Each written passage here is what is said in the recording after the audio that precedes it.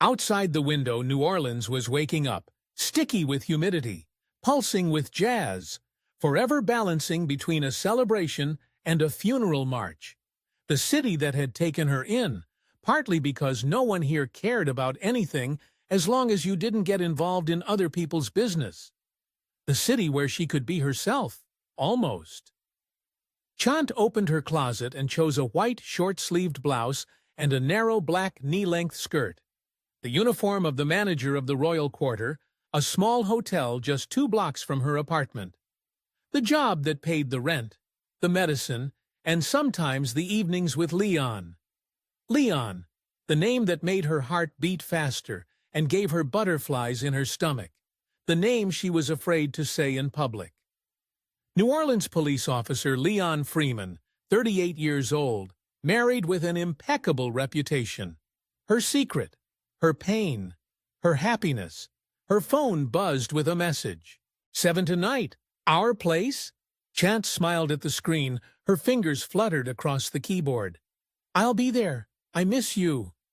Their place was a small house on stilts in the suburbs. The remnants of a family inheritance. No paper trail, no hotel registrations, no witnesses. The perfect hideaway for a forbidden love. On her way to work, Chante replayed their first meeting in her head. It happened at the Blue Cat Bar almost a year ago. A bar for locals located 2 blocks from the police station. It was a place where New Orleans black cops gathered to forget about their jobs. Chante shouldn't have been there. She had stopped in to escape a sudden tropical downpour, soaked to the skin, her hair ruined, and her mascara running. Leon was in plain clothes, celebrating a colleague's birthday. Their eyes met across the room, and the rest of the world instantly disappeared. I noticed you right away, he told her later. You were the only splash of color on this gray, rainy day. You just saw the only woman in a bar full of men in uniform and badges, she replied, laughing. At the time, he didn't know the whole truth about her. At the time, she thought she had a chance at happily ever after. At the time, she didn't know he was married. The workday at the Royal Quarter dragged on like molasses. Chante felt the minutes freeze in the summer heat as if time had stopped moving. Tourists came and went, asking about jazz venues, local cuisine, and real voodoo. She smiled, answered, and helped. It was a good job for a woman who knew how to hide her past. The past. It always came back in nightmares. The narrow corridors of high school, the whispers behind her back, the bullying, and then the long, painful road to transformation.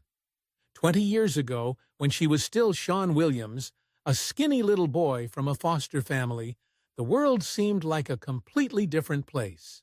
You're not our son, her adoptive mother said on the day he mustered the courage to tell the truth.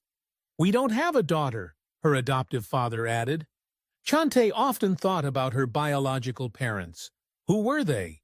Why did they give her up? What had happened to them? The information on her birth certificate was sparse. African-American parents, both young, unmarried, unable to raise a child. No names, no photos. A void she had spent years trying to fill with fantasies. Hey, beautiful, a voice brought her back to reality.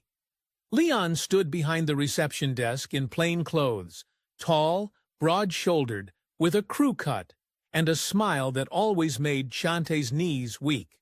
Officer, she said, trying to keep her voice professional, even though her heart was beating in her throat. I'm busy today. I was passing by. He leaned on the desk.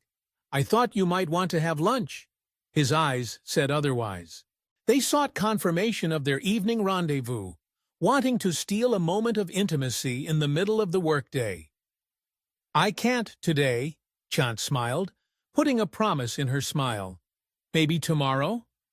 He understood, nodded, and left without saying another word. That was Leon, a man of few words but decisive actions. He hadn't come for lunch. He had come to see her. The thought made her feel warmer. After lunch, it was time to go to the clinic. Every Tuesday, from 3 to 4, supportive therapy, and a session with a psychologist. It was a part of her life that no one knew about, not even Leon, especially Leon. Dr. Wilson's clinic was located in a converted colonial mansion on a quiet street in the Marigny neighborhood, a white house with columns entwined with wisteria, a wide veranda, and creaky wooden floors. Chante liked this place. It was old-fashioned but welcoming, like a grandfather who may not understand the modern world but still loves his grandchildren. "Miss Williams, the doctor will be ready in 10 minutes, smiled Loretta Dupree, the clinic administrator. "Please have a seat." Loretta was a large, dark-skinned woman with gray hair and soft, understanding eyes. She had worked here forever and knew every patient by name. Chante sat down in a soft chair in the waiting room and took out her phone. "Another message from Leon. Bought you something." Her heart skipped a beat. He rarely gave gifts, too risky for a married man. What could it be? She lost herself in fantasies of an evening with Leon, his hands on her skin, his lips whispering sweet nothings. She was so caught up in her daydreams that she didn't notice the door open and a woman enter the waiting room. "Miss Freeman, the doctor will see you right after Miss Williams," Loretta said.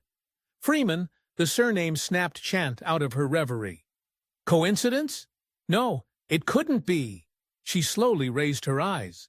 The woman was standing with her back to her, registering with Loretta, and Chante could only see her silhouette, slender, with her hair pulled back into a neat bun.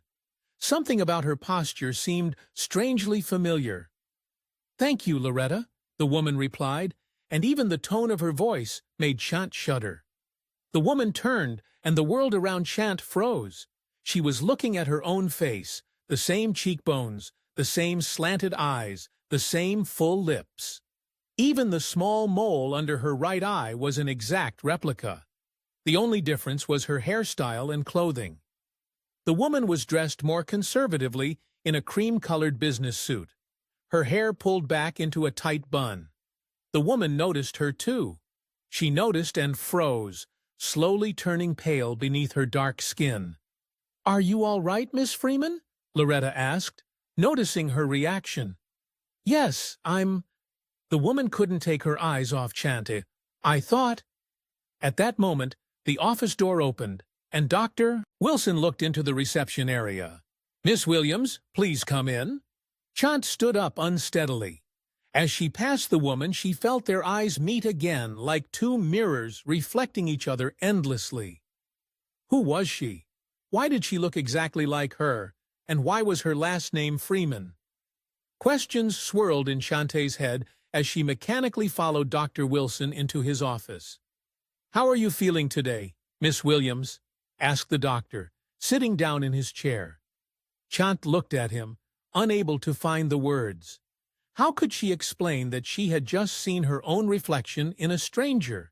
How could she describe this feeling, as if the whole world had turned upside down and lost all meaning?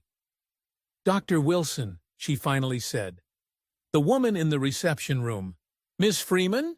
He adjusted his glasses. "What about her? Didn't you notice the resemblance?" Chante leaned forward.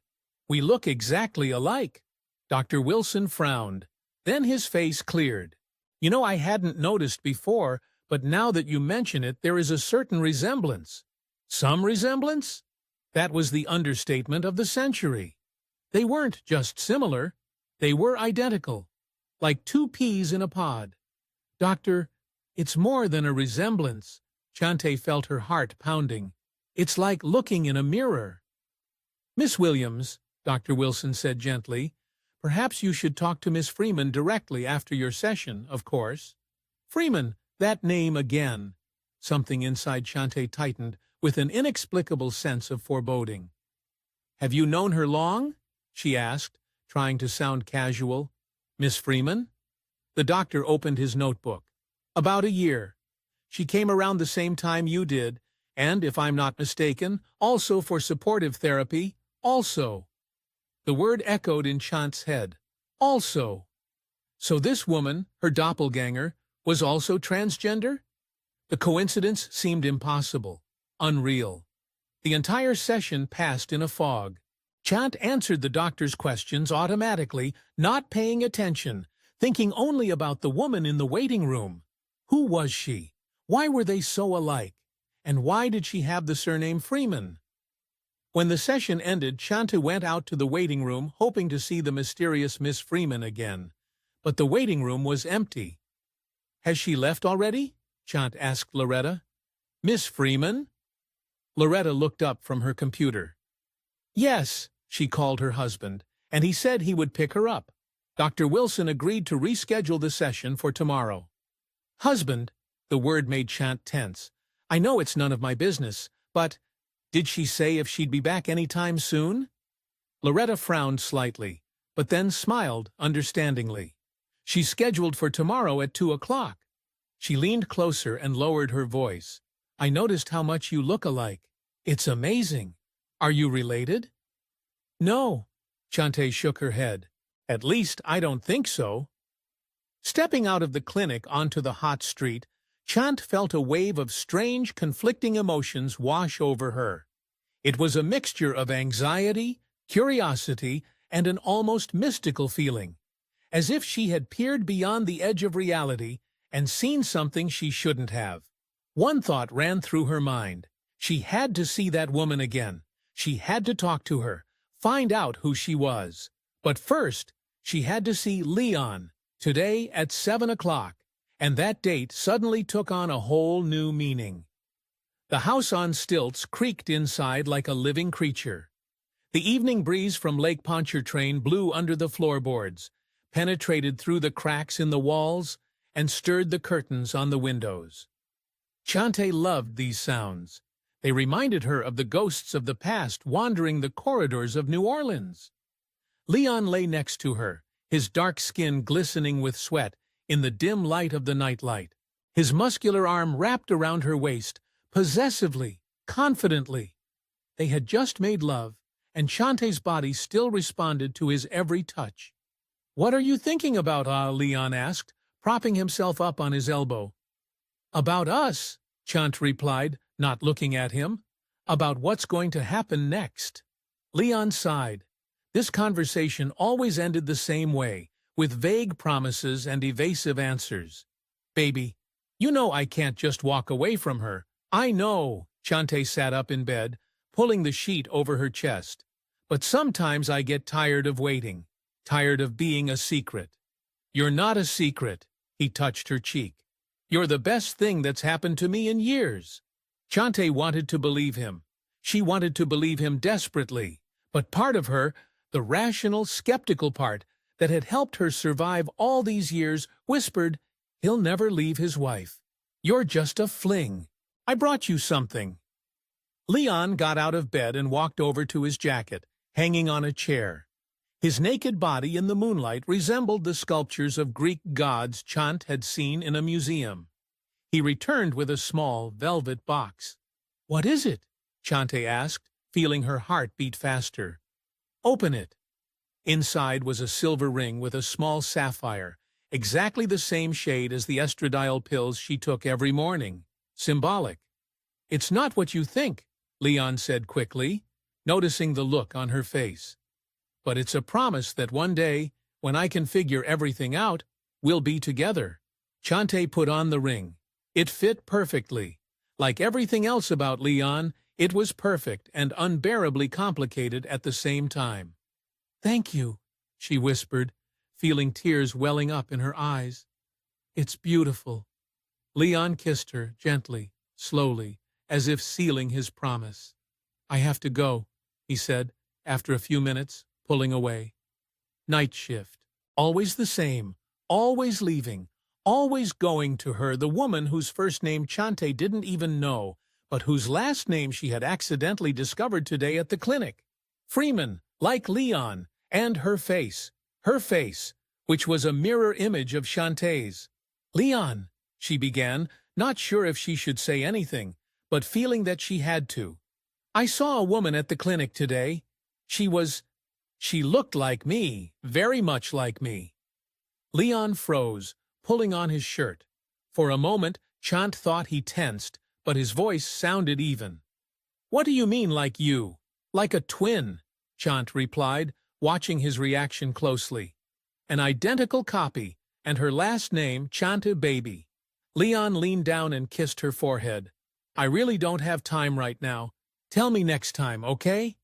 He finished getting dressed and left, leaving behind only the scent of cologne and a feeling of unresolved mystery. Chante sat on the bed for a long time, twirling her new ring around her finger and thinking about the woman who looked just like her. That night, Chante hardly slept in her apartment. Her thoughts revolved around the stranger from the clinic. Who was she? Why did they look alike?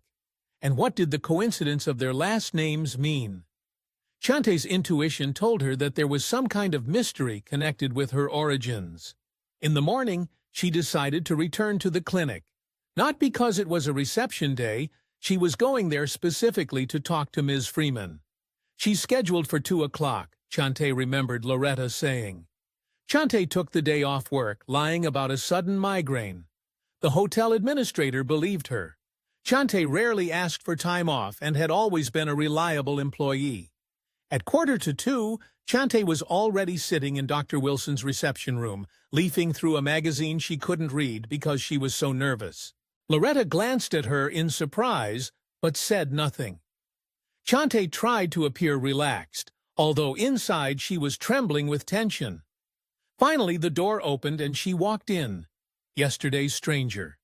Today, she was wearing a light blue dress that accentuated her figure, and her hair was loose, exactly the same texture and length as Chante's.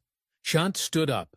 The woman noticed her and froze in the doorway, her eyes wide. "Hello?" Chante said, feeling her mouth go dry. "We met yesterday. My name is Chante Williams." "Jamie," the woman replied after a pause. "Jamie Freeman," her voice. It sounded exactly like Chante's voice on the recording, the same timbre, the same intonations. Chante could see that Jamie had noticed, too. "Can we talk?" Chante asked. "I think you know why." Jamie nodded slowly. "Loretta," she said to the administrator, "can we have some time alone in the break room?" "Of course, dear," Loretta replied, looking curiously from one to the other. "No one's there right now." The break room was small and cozy. A sofa, 2 armchairs, a coffee table, and a coffee maker that filled the room with the aroma of fresh coffee. Chante and Jamie sat across from each other, their eyes fixed on each other's faces, exact copies of each other. "This is incredible," Jamie broke the silence. "How is this even possible?" "I've been thinking about it all night," Chante replied. "And there's only one explanation." "We're sisters," Jamie finished for her. "Twins, yes," Chante nodded. "I was adopted as a baby. What about you?" "Me too," Jamie leaned forward. "In Baton Rouge, the foster family, and then I took my husband's last name, Freeman." "I grew up in Lafayette with the Williams family," Chante said. "When's your birthday?" "June 28th, Jamie replied. 1990. Chante felt a chill run down her spine. "Mine too, June 28th, 990. She shook her head. "That can't be a coincidence." "Why were we separated?" Jamie asked, her voice filled with pain. "Why were we given to different families?" "I don't know," Chante shrugged. "Maybe a single mother couldn't afford 2 children. Maybe one of the adoptive families only wanted 1 child." They talked for hours about their childhood, their adoptive parents, school, and about how each of them realized their true gender identity. "At 10, I knew something was wrong," Jamie said, "but it wasn't until I was 17 that I decided to say it out loud." "I was about the same age," Chante nodded. "My parents kicked me out of the house." "Me too," Jamie smiled sadly. "It seems we really are identical, not just on the outside."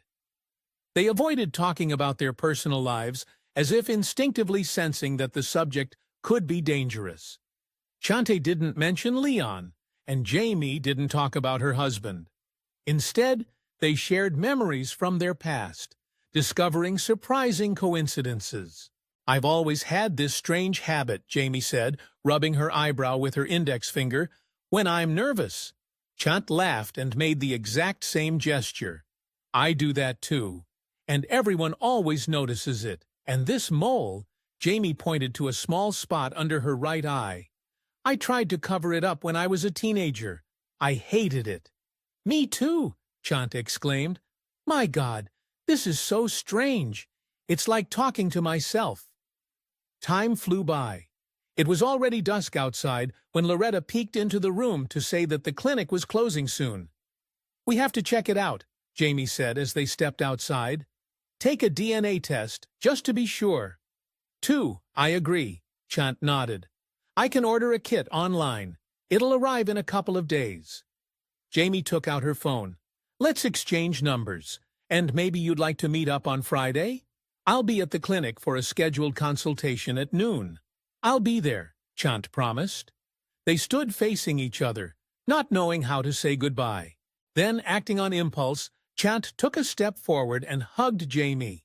It felt strange, like hugging herself, and at the same time surprisingly right, as if she had finally found the missing piece of a puzzle. See you Friday, Chante said, stepping back. See you Friday, Jamie echoed. Chante walked home feeling as if the world around her had completely changed.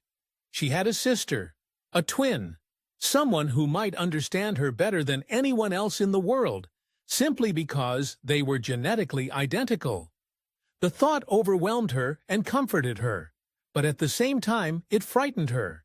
And then she remembered Leon and the ring he had given her. When she got home, Chante ordered a DNA test kit. It was supposed to arrive in 3 days, just in time for their next meeting with Jamie. Then she stood in the shower for a long time, trying to make sense of everything that had happened.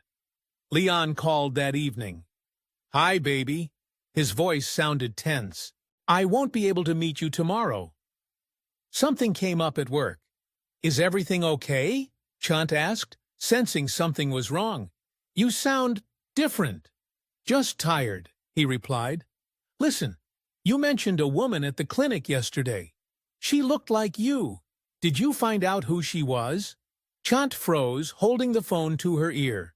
Why was he asking? Something in his voice made her wary. No, she lied. I must have imagined it. It happens. You see someone in passing and think they look like you or someone you know. Probably, Leon agreed, but there was no conviction in his voice. Okay, I have to go. I'll call you tomorrow. He hung up, and Chante sat there, staring at the screen of her phone. Something was wrong. Something was happening, and she didn't understand what. On Friday, Chante woke up with an uneasy feeling. She had had a strange dream. She was running through a maze of corridors, and around every turn her own reflection was waiting for her, only each time it was slightly different. In one mirror, she was a little boy. In another, a teenager with piercings. And in the third, a woman in a wedding dress. And everywhere behind her loomed the dark figure of Leon, sometimes approaching, sometimes disappearing. She couldn't settle down all day. The DNA test kit had arrived in the morning, and now Chante was nervously twirling it in her hands, thinking about her upcoming meeting with Jamie. At 11:30, the phone rang. It was Leon's number. Hi, she answered. I thought you were at work. I took the day off. His voice sounded strange, tense, almost frightened. Chante, can I pick you up? We need to talk. I can't right now, she replied, feeling an unpleasant chill run down her spine. I have a meeting at noon. At the clinic? He asked too quickly. Chante froze. Why do you ask? Never mind, he said, now with something like desperation in his voice. I'll pick you up later, okay? Tell me what time you'll be free. Around 2, I think, Chante replied, not understanding what was going on. Leon, what's wrong? Nothing, he replied after a pause. I just miss you. I want to see you. See you later, baby. He hung up, leaving Chante completely baffled. Something was definitely wrong. Leon had never acted like this before. He had never asked about her visits to the clinic, and he had never come to pick her up without arranging it in advance. Chante looked at the DNA test kit in her hands, thinking about Jamie, about their incredible resemblance, about the secret they could uncover together, and about Leon's strange behavior. Something told her that all these things were connected, and that the answer might be much more terrifying than she could imagine. Dr. Wilson's clinic greeted Chante with silence and cool air conditioning, a welcome respite from the July heat of New Orleans. It was 20 minutes to 12. She had arrived early, unable to sit at home waiting. She clutched a small envelope containing the DNA test results that had arrived that morning. Loretta looked up from the reception desk and smiled at her. "Miss Williams, you're early. Miss Freeman isn't here yet." "I'll wait," Chante said, sitting down in a chair in the waiting room. "Are you sure she's coming?" "She called half an hour ago to confirm." Loretta replied. "She said she might be a little late because of traffic." Chante nodded and leaned back in her chair, trying to breathe evenly. Excitement washed over her like a tidal wave. Meeting Jamie had turned her whole life upside down. It was as if she had been looking at the world through fogged-up glass, and now someone had wiped it clean and everything was crystal clear. The reception door opened and Jamie walked in, wearing a dark blue dress with a white collar, as if she had just come from work. Her hair was pulled back into an elegant bun, and she wore light makeup. Looking at her, Chante saw what she could have become under different circumstances, a more reserved, more traditional version of herself. "You're already here," Jamie smiled, coming closer. "I was afraid I'd be late." "I couldn't sit at home," Chante admitted, getting up to meet her. "And the results came this morning." Jamie nodded toward the envelope in her hands. "What do they say?" Chante glanced at Loretta, who was watching them with undisguised curiosity. "Maybe we should go to the lounge," she suggested. "Of course, girls," Loretta nodded, without waiting for a question. "She's all yours today." The break room was empty, just like last time. Chante and Jamie sat down next to each other on the couch, the sealed envelope with the lab logo between them. "To be honest, I already know the answer," Jamie said, looking at the envelope. "But it's still scary." "Me too," Chante nodded. "Should we open it?" Jamie nodded. Chante tore open the envelope and took out the folded sheets of paper. Together, they leaned over the test results. With a probability of 99.9%, the samples belonged to monozygotic identical twins. "That's it," Chante said quietly. "We're officially sisters." Jamie made a sound, something between a laugh and a sob, and suddenly hugged Chante. They sat there for a while, just holding each other, two halves of a whole, separated at birth and miraculously finding each other. "We're 35 ace 5 years later." "Why were we separated?" Jamie asked when they finally pulled apart. "Why were we given to different families?" "Maybe we'll never know," Chante sighed. "Our biological mother, whoever she was, probably didn't want us to look for her. Otherwise, she would have left some information. Or she would have found us herself," Jamie added. I wonder if she knows who we've become. Would she accept our choices?" Chante smiled bitterly. "Our adoptive parents couldn't. Mine didn't either." Jamie shook her head. "When I told them I wanted to have the surgery, my father said he never wanted to see me again. My mother tried to take my side, but in the end, she chose him. We're so alike." Chante squeezed her hand. "Not just physically. Everything we've been through. It's like our lives were on parallel tracks." Jamie nodded. "We even made the decision to transition at around the same age, and we both ended up in New Orleans. And at the same clinic," Chante added. "It can't be a coincidence." "You know what's strange?" Jamie leaned closer, as if about to share a secret. "I always felt like something was missing, even after transitioning, even when I looked like who I always felt inside. There was still this void, emptiness. Now I understand. It was you." Chante nodded, feeling a lump rise in her throat. "I know. I felt that too. My whole life." They talked for over an hour about their childhood dreams, the difficulties of transitioning, how they survived in a world that wasn't always kind to people like them. Gradually, the conversation turned to the present, and Jamie asked cautiously, "Do you have someone? I mean, romantically?" Chante hesitated. They had avoided the subject of their personal lives until now, and there was something unsettling about the way Jamie asked the question. "Yes, I do," she finally replied. "But it's complicated.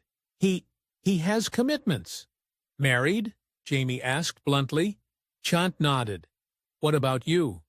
"I'm married," Jamie replied, "for 5 years, but something has changed lately. He's been pulling away. I think he's seeing someone else." Chante felt a pang of guilt. She herself was someone else to another woman's husband.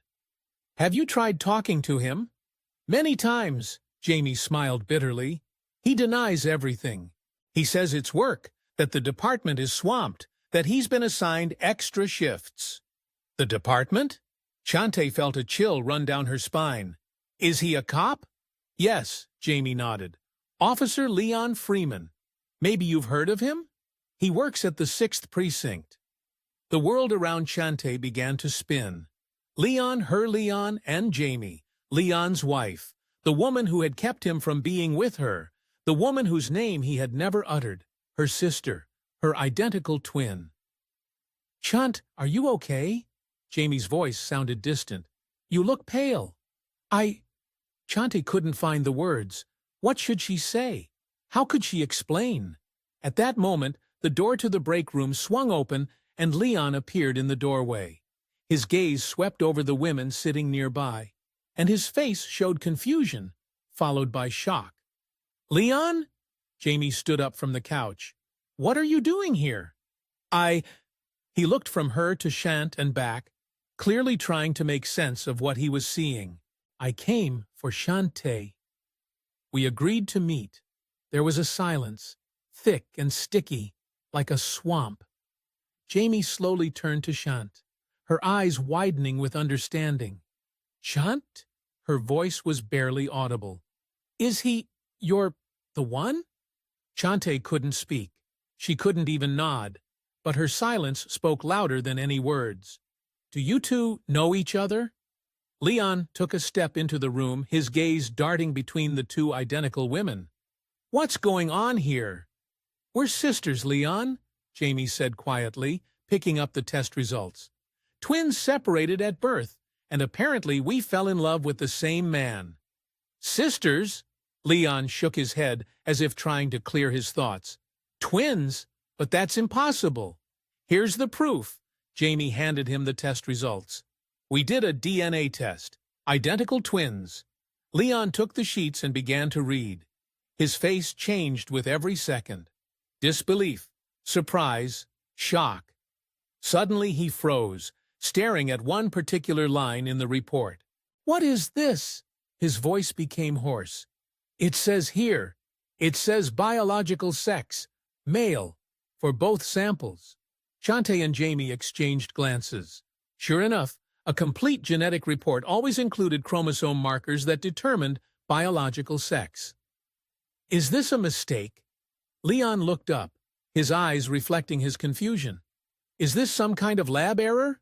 "No, Leon," Jamie said quietly. "It's not a mistake. We were both born boys." Leon looked at them both, his face contorted like a cracked mirror. "All this time," he whispered. "All this time, I thought. I believed." Chante took a step forward. "Leon, listen. We've always been women inside. It's just our bodies." "Shut up," he shouted, recoiling as if from a blow. "Don't talk to me. You both. You lied to me." "We didn't lie to anyone," Jamie said firmly. "We were just living our lives. Being a woman doesn't mean having a certain set of chromosomes." Leon's face contorted with rage. "I've lived with you for 5 years," he hissed, staring at Jamie. 5 years. "And with you," he turned to Chante. "I thought I'd found my soulmate. And all this time. His hand jerked toward his belt, where his service pistol lay in its holster. "No!" Jamie cried, taking a step forward. "Leon, don't do it!" But it was too late. The gun was already in his hand, and his eyes, the eyes that had once looked at them with love, were now filled with hatred and disgust. "You had no right," he said. "You had no right to do this to me." The first shot rang out definitely.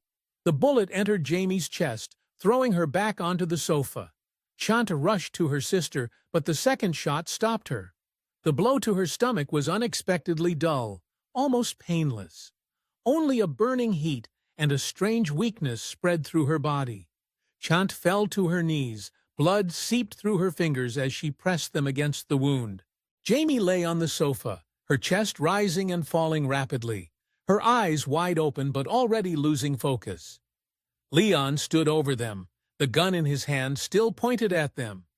His face was frozen in a mask of disgust and shock, as if he couldn't believe what he had just done. "You lying bastards," he said through clenched teeth. Chante felt herself weakening, her vision blurred. She reached out and found Jamie's hand, the same as her own, with the same long fingers, the same shape of nails, the same skin tone.